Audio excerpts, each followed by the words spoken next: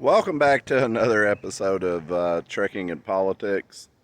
We're at home doing a little home time here, so I was just wanting to introduce this video. This is another conversation type video with a subscriber, and he's also a commenter on the channel. And he is talking about, in this episode, he is talking about truck driving school, how he got started with Swift, and how he moved up to being an owner operator. So, this is audio and video. I hope you enjoy it, and don't forget to like and subscribe to the channel. Have a good day.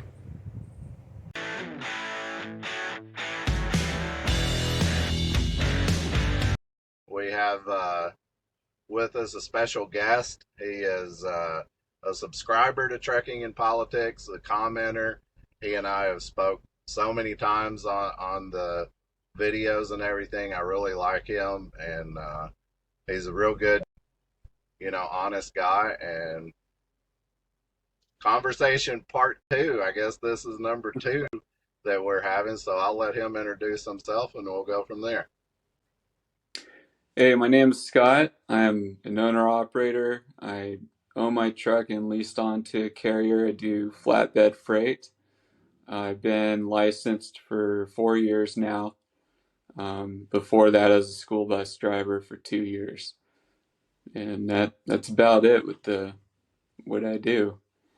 Right, right. So you're like a lot of truck drivers out there. I'm assuming, I don't know if we've talked about this, but I'm assuming you went to truck driving school somewhere to get your CDL to begin with. Spokane, Washington. Cool. Mm-hmm. And Yeah. was that experience good? Was it bad? Did you feel like you were pressured into hurrying up and getting out and going into truck driving, or was it more of a laid back and, if you had any questions, slow down and ask them, or how was the experience of truck driving school for you? It was a little bit of both, honestly. Because I thought the instructors would be a little more involved. And we were doing our first backing lesson, and they're like, okay, well, get in and do it. I'm like, what are you talking about? I've only stepped in semis to clean them. I've never, I drove a school bus, but it doesn't have a trailer attached. It's more of a straight truck. Right, You're gonna have to explain some things. And they're like, oh, and I had to force them to do a lot of things. Like when I was having trouble with the backing, because they were teaching us reference points, on when to turn the wheel and everything. And I sure. had to make the guys like, you need to sit right here in the driver's seat and explain what you're doing, and I want to watch you. We had to force them to show us how to unlock the trailer, because it wasn't really part of the school, but we wanted to know, so we're just not in the dark about it, hooking up and everything. And if you asked for it, they'd do it, but they were kind of just letting you be self-taught if you wanted to, and of course, the shifting was hard.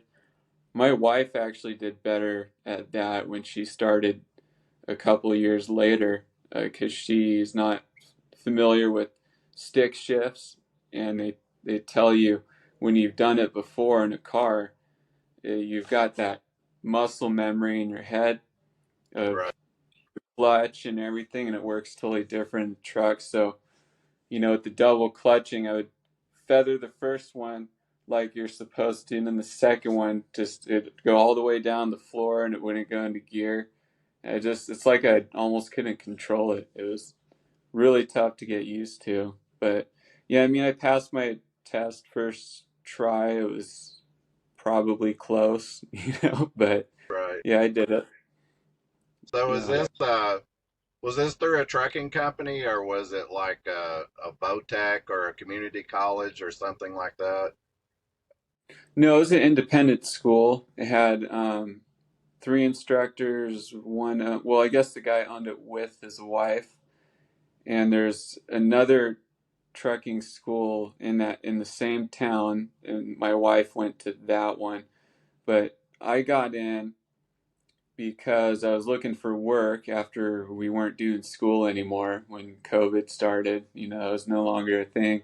So I was looking to get more out of my license. I had a Class B at the time, so I added hazmat on it, and I planned to do some welding gases, you know, for like Air Gas or another company.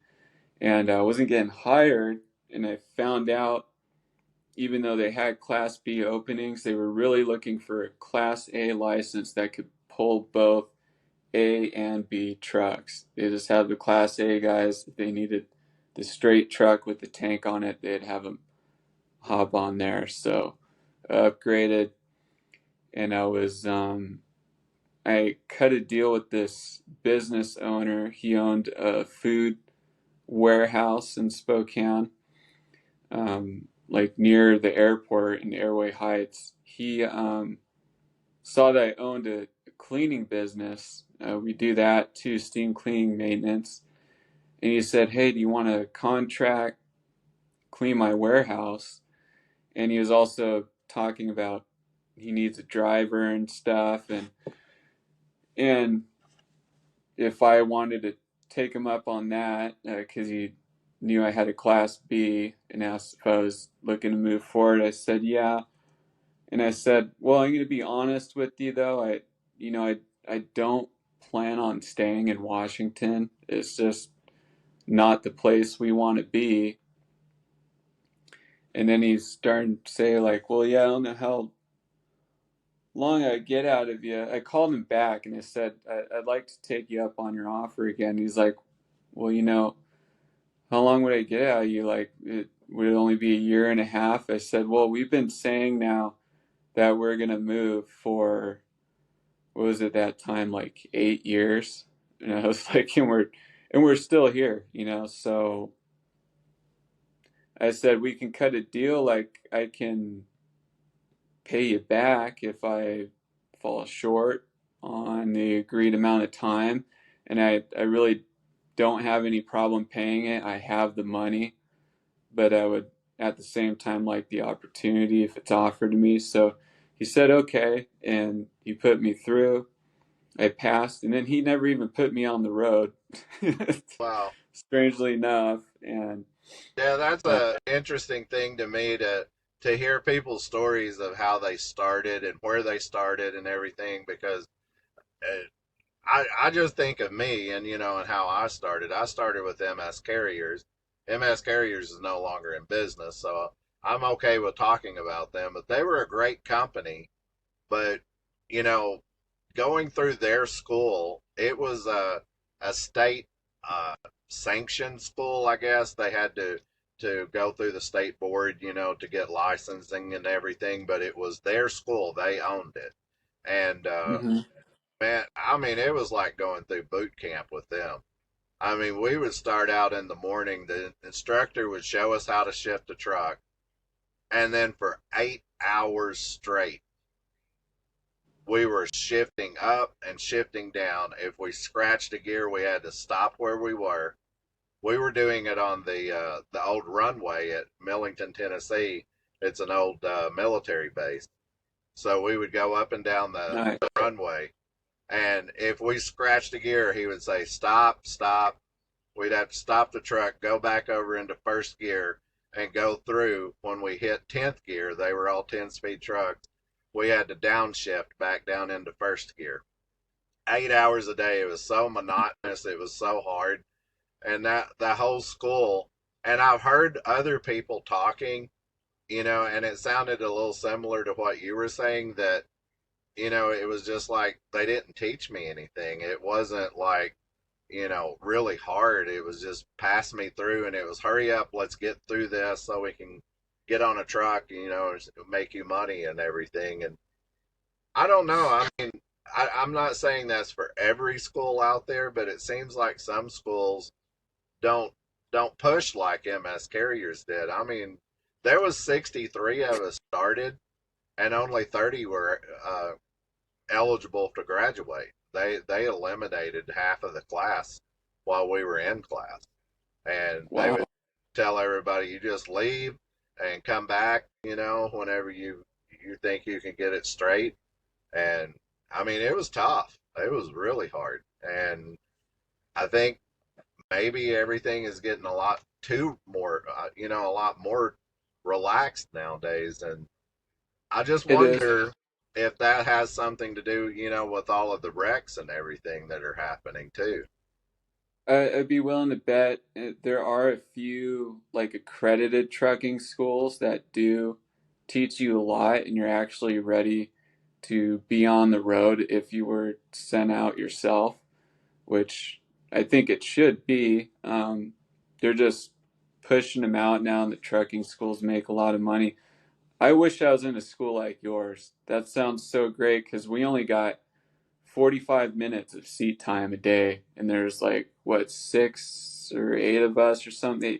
They did have two. They had 3 trucks. One of them was stationary just to do pre-trips on, and they had 2 trucks that we take on the road. One of them, the main one we used was a Super 10, and the other one was a standard 10. Um, but yeah, I mean the 45 minutes a day, just really struggling to learn the gear. What saved me was learning gear recovery because I missed shifts on my test and I had to find them again. Just hitting the throttle a little bit, and looking at my speed, and that's the gear. And I missed a lot of shifts. I mean, and that's how I learned to pass. The trekking Unfortunately, school is the hard they didn't part give me for enough me. seat time. Yeah, I mean, it was a hard part for me too, just because they didn't give us enough attention. I mean, I already was pretty familiar with the pre-trip from doing that school bus driving. It was basically the same thing, just with a couple things added and taken away, like a PSI difference in the air brakes on the test, and a trailer pre-trip and a fifth wheel, and minus the school bus seats inside and stuff. So pretty easy. I picked the wording back up pretty quick because I had already repeated it so many times a couple of years previous. So that helped a little because I could focus more on backing and whatever, not be so nervous about the pre-trip and wording it right, you know.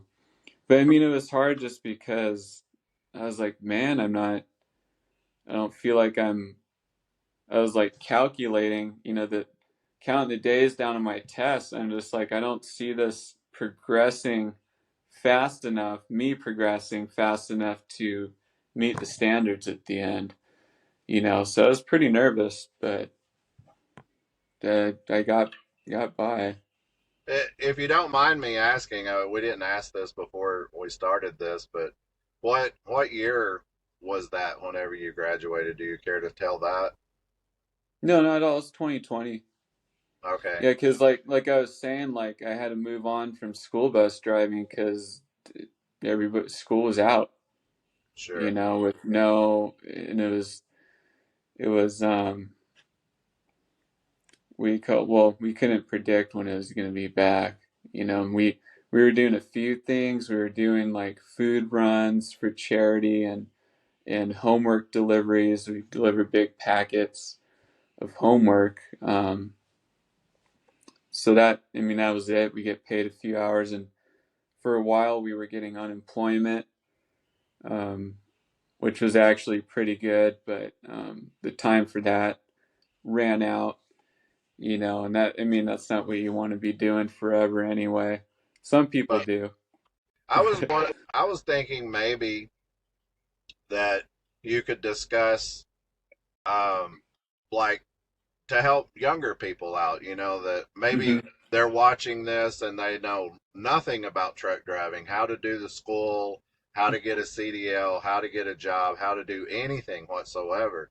So, what was the process, just generally speaking? You can talk specifics if you want to, or just general, whatever. Once you graduated and you had your CDL and you were valid and you were able to go get a job, did the school point you in the direction of a trucking company? Was it on you to get a job, or how did it work? Did they just throw you out there and say, "Well, you've got a CDL, you go get a job now," or how did it work? Yeah, I mean they were independent, so it was on you to. I mean they even had a Swift poster in there, Right. like kind of advertising for them. And I think they just had that in there because they're like, if you want a job right away, those guys will hire you. There's your. Sure. And Right. I was trying to. They ended up being my first employer, but I was trying to avoid them. Like you couldn't believe. I was just like, I Right. don't think I want to work for that company.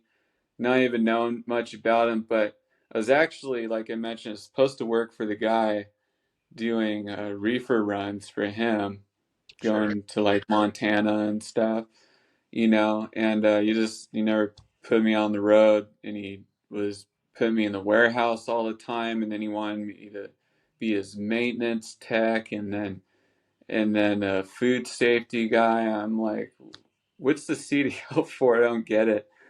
And then Uh, he eventually just, I'm uh, curious about that because was he able, I guess, I mean, with insurance and everything, would he be able to just hire you straight out of school? Was that going to be a legit thing and everything? yeah, because he sent his other drivers to that same school. He Okay, paid for most of them. There were some experienced guys that came over, but that's kind of a thing he was into, hiring fresh people, getting them licensed, getting them in a truck. He was a nice guy. He was just all over the place, though. He had a lot of anxiety and he's always worried about stuff. And that's why he kept changing his mind. And then he hired more drivers and put them on the road like first week. And I'm like, what the heck is going on here? And I was like, this isn't what we agreed on. I appreciate the license, but it's been like 2 months now, and so we agreed that I can, if I want, I left, and he said you could keep the license. I'm sorry, like the business is changing so fast. We lost a lot of customers and we're gaining, and so. And then I needed an extra hand in the warehouse. I was keeping you in the warehouse, whatever. So well, the yeah, it reason was kind the reason I was wanting to kind of go there with the conversation is I've heard so many people say, especially younger drivers, I think maybe it's maybe a mentality thing. I don't know. I don't really know where it comes from. I'm just getting the information because when I went to school, that was a long time ago, 24 years ago. of. Hmm. And it was, I think, a different thing, which I went through the school that was sponsored by the trucking company. So it was really a thing where they looked down on it like, you know, me being with MS Carriers, they would have really looked down on it if I'd have went to work for Snyder. They would have been like, Yeah, why are you doing that? We have the job, we have the school. And I've heard it from other people, younger guys out there. They think, and you can correct me if I'm wrong, but a lot of younger guys, I think, they think, well, I go to school, I can only work for Swift or Snyder or, JB Hunt. I don't know if JB Hunt even takes new, straight out of school drivers, but there's only like these 3 or 4 school or trucking companies that I can go to. That really, I mean, you almost discounted that because there's other places you can go, if you just look around, right? you can get lucky. Yeah, and I almost got hired by a better company that was local and they paid hourly. And then their corporate came back in and they said, "Hey, we're done experimenting with hiring new drivers." So it's back to a year experience, I think. So they were trying that out temporarily because 2020 people were losing employees and stuff, and then I guess they got adequately staffed enough again with, and I tried for other jobs, and I think people with experience just kept coming in, and taking the jobs, and I was like, I can't believe I'm saying this, but I'm gonna call Swift. I was trying to work locally. I didn't want to be over the road, and now it's funny because it's kind of a lifestyle. And I did work for a local company later. I worked for 10 Roads Express doing U.S. mail. So I was home every day for that, and that was nice. And they paid hourly and they paid well. Um, and then they lost a contract. They've been losing a lot lately, so I got laid off just under you like 11 months, and so it was like a month away from earning paid vacation and all that, which was kind of steamed, but it was Sure. almost like they timed it or something. But So, what was your mentality and not to pry too much personally, but just, give other people a heads up too. What was your mentality? I mean, did you know that you could go to work for Snyder or whoever, Western Express, just name companies, it doesn't matter. Did you know that you could go with those others, or did you feel like Swift was your only option at that point? I did know, and because on their job postings they would say uh, hiring new drivers, or newly licensed, or we have school or whatever. So, and most times now when a trucking company has a school, they hold you to it for at least a year, a year or two, and you sign a contract, and sometimes they even make you pay them back out of your paycheck. And some of them will exempt it if you do the whatever time.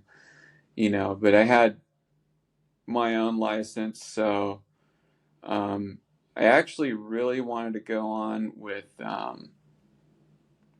systems transport, that flatbed company. But the thing that sold me on Swift was taking the truck home. I was allowed to take the truck home with me when I went home. So that was like the selling point. We've made a little more at System and some other companies, Martin, whatever, but that was really important to me. I didn't live too far from home at the time. Um, and then they actually opened up some drop yards that were like 10, 15 minutes away, which is really convenient. But I knew I was moving to Arizona, and I knew once I moved there, it was going to be a 2 hour commute. So I was like, I don't want to park my car there and leave it. It'd be better to, if they allow me to drive the truck home, I will. And of course, those policies started changing later. I think I told you about that, how I had to get home before I quit Swift and what I did to do that, you know. So just generally speaking, I mean, you can go into as much depth as you want to, or you can just skip it and say I don't really want to talk about it. I don't want to pressure you, but we're not getting paid by Swift for sure. This is not Yeah, an for sure. advertisement for Swift, and it's not Yeah, just that ended. a bashing of Swift either. So I don't want to go there with it either. But just generally speaking, for someone thinking about moving to Swift or a new driver that's thinking about choosing Swift, what was your experience with them? At first I was really surprised and they were really nice. And so I came out the Lewiston, Idaho terminal that was closest to where I lived. And those people were really nice. And they're really patient with you learning too. And of course, I was on a trainer's truck first. He was an owner operator. He had a 2014 Cascadia, and he didn't have the 13 splitter on there. So it was just a standard 9 speed. So it had the 13 shift pattern. He just didn't have the red splitter on there, and he's added that on since. But so he taught me really well. And within a week, I wasn't grinding gears or missing shifts anymore, and he was really awesome person. I'm still friends with him to this day because of that. And he's still with Swift for whatever reason.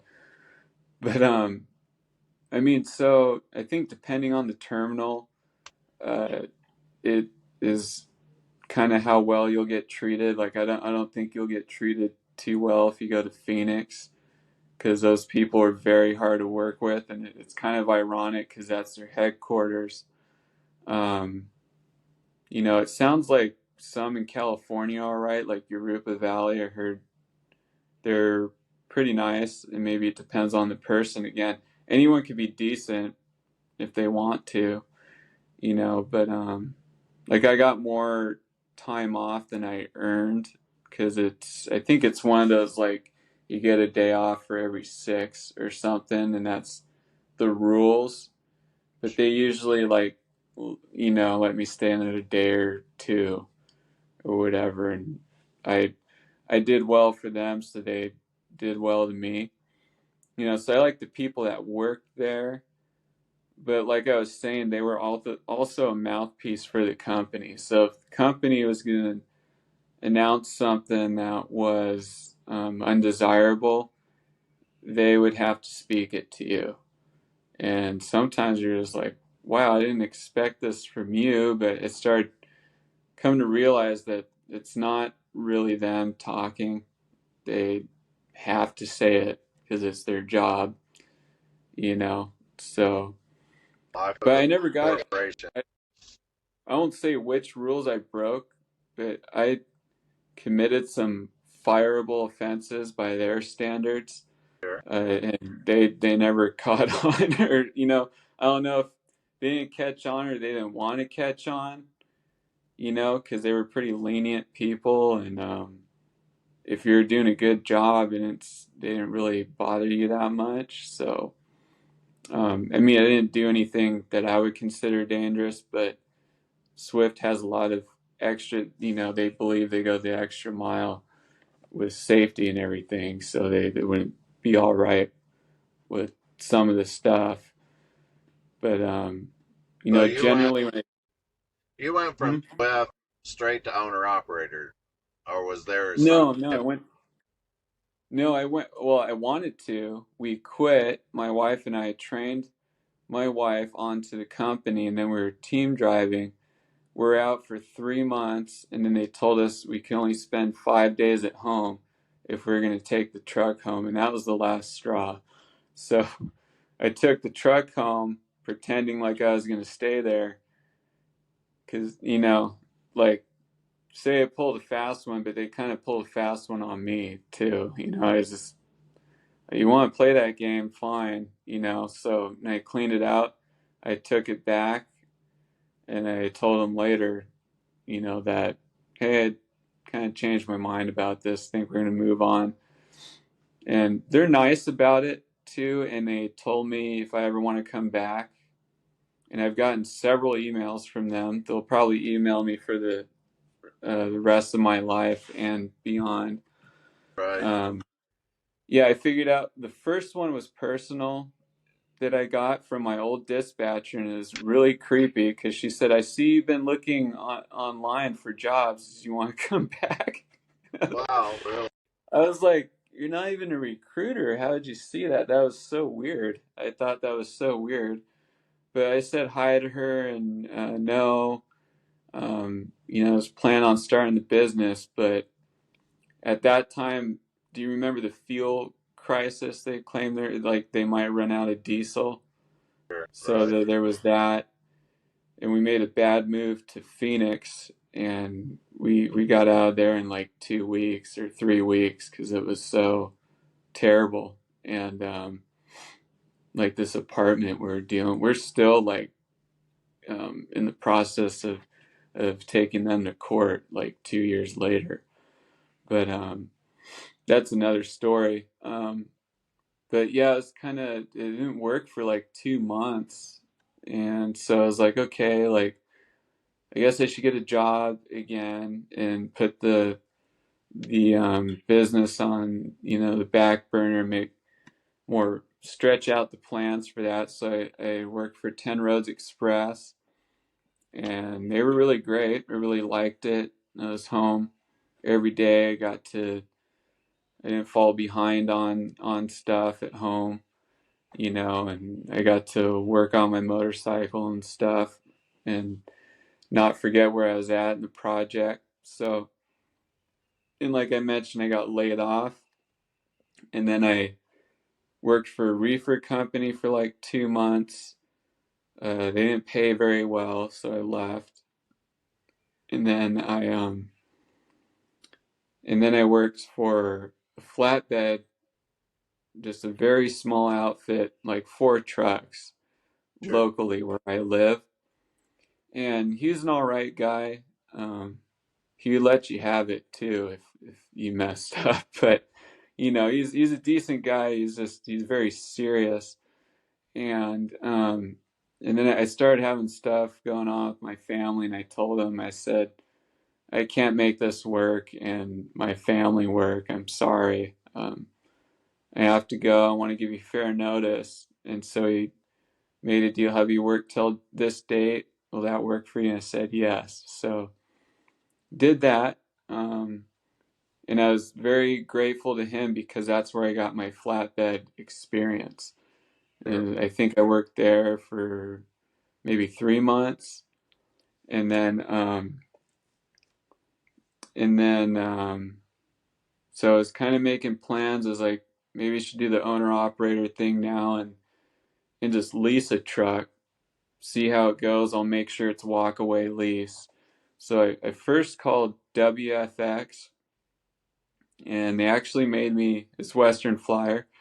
They actually made me a pretty good offer for both owner operator and company driver, and it was pretty appealing. I was seriously considering it, and then I found the company I work for now or work through, and it's percentage, but it's a pretty high percentage, and Right. they have good rates, and I don't think they even touch anything below a certain amount. They're just like, that's not going to help our drivers, and they do seem pretty nice. I do like them. They're small. They got a new owner, and he's kind of turning things around with the equipment they leased because all the trucks were complete junk. And I did a Freightliner Cascadia at first, and I would have been more in the hole than I am now if I had leased that thing, because that whole emission system was going to junk. The previous owner just didn't keep up on it, and that's the bottom line. Other than that, it ran fine. Um, but I had actually bought my truck before getting there, and I just wasn't ready to put it in service yet. So I went ahead and still did the lease. And I said, well, I'll see how that truck works out too. If I really like it, then I'll have 2 trucks, and I'll figure out if I want to lease someone on or bring that one home and do some work on it as I'm driving the Freightliner, and get everything I want on it through time, and then maybe sell the Freightliner and drive, because I prefer older equipment. Right. They have their downsides because the frame's old, everything's old, so things break. But it is really a solid piece of equipment, even for a Volvo. Like the previous owner, he showed up at a truck stop and was helping me work on it. And once we went through a few things, he's like, "Is there anything else you need?" I said, "Oh yeah, I know I got an air leak, but I can't find it, and I've been having trouble propping the brake pedal down to look around the truck." And he found it in the hood, and he drove me to Peterbilt to buy the part. He used his account to get like the tax off of it, and it Right. was just a little air valve that the hose hooks into. And that valve we took off was the original 1998. It still had the frame color on it and everything. I was like, I can't believe something like that lasted that long for 2.5 million miles, so. Yeah, I find stuff. My truck's an '05. It's parked Mhm. at home right now, but I find stuff on it a lot. That I go through and replace, and it's original parts on it. I replaced the bushings that go on the rear end, and that was all original. It was really hard getting those off because they've been on there so long. They drop Yeah. to the stem where they mount to and everything. So yeah, I totally believe it, and it Mhm. it shows the durability of trucks too. Mhm. For it to last that long. Yeah, and the cat that I have in the shop right now, that's going to be its first aftermarket head. That whole engine as of now is also all original, from when it was first bought. It's been overhauled twice, and they used the same whatever it had on it. So